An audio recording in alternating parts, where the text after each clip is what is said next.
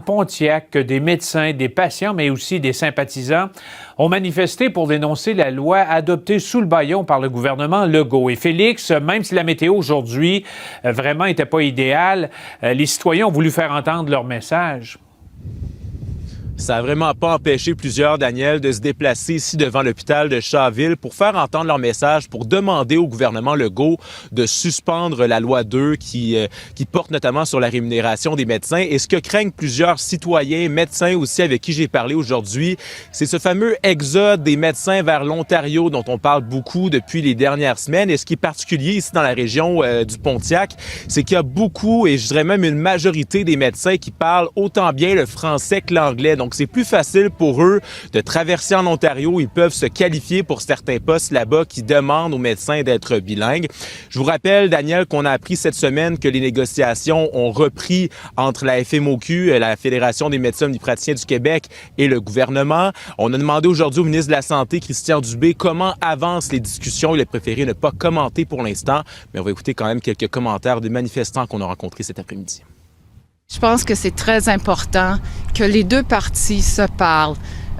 Nous avons tous le même objectif de servir notre population. Déjà, dans le Pontiac, on sait qu'il y a 5 ou 6 médecins qui songent sérieusement à traverser la rivière. On est à 30 minutes de l'Ontario. Pourquoi qu'ils resteraient ici? On a travaillé très fort avec M. Legault quand il y a eu la pandémie, en inculquant toutes les règles qui nous imposaient. Puis là, maintenant, c'est lui qui est en train de détruire le système de santé. Bon, et par ailleurs, Félix, vos recherches ont aussi montré que de tous les établissements de santé au Québec, c'est le CIS de l'Outaouais qui est le plus visé par le bureau du coroner. Oui, vous allez tout de suite voir des chiffres à l'écran. On a comparé, en fait, le nombre de rapports des coroners dans les différents CIS et CIUS du Québec. Vous allez voir que l'Outaouais est vraiment en tête de liste avec 29 rapports du coroner entre mars 2024 et novembre 2025. 25, oui, tout juste en haut de la capitale nationale et de l'Estrie. On va écouter là-dessus le député de Pontiac, André Fortin. L'Association des médecins d'urgence le dit, à partir de 130 % d'occupation dans les urgences, il y a un risque pour la population qui se présente dans les urgences.